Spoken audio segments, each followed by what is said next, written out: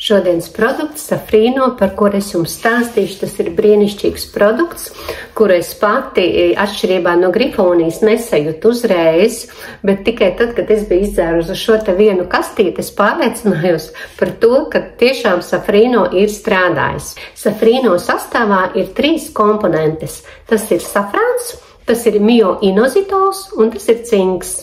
Safrāns jau kopš senatnes ir palīdzējis daudziem cilvēkiem pie psihiskiem traucējumiem.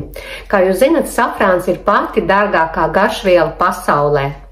Un Safrīno sastāvā ir iekapsulizēts safrāna stigmas ekstrakts.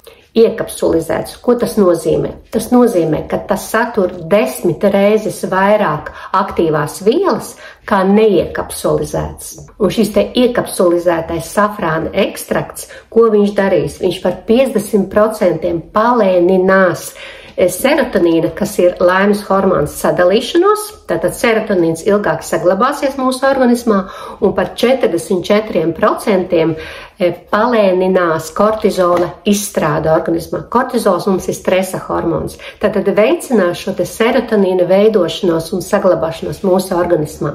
Vēl viena aktīvā komponente šajā Safrīno ir mioinozitols, ko vēl pazīst kā vitamīnu B8. Mioinozitols ir iesaistīts dopamīna un serotonīna izstrādē organismā.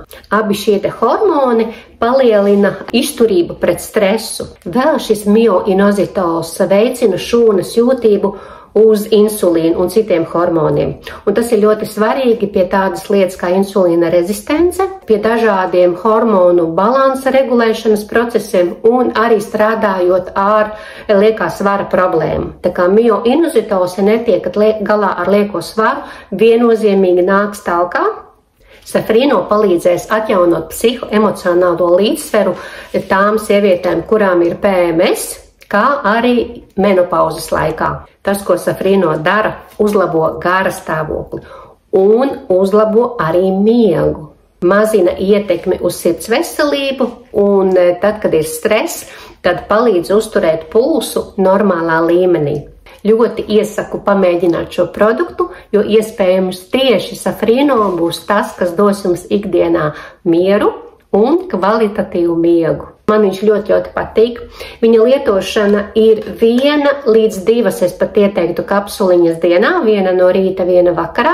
Gatavojot šo te materiālu pati pilnīgi sagribēju viņu atkal iegādāties un palietot, jo tad, kad es dzēru, es lietoju tikai 1 kapsuliņu dienā.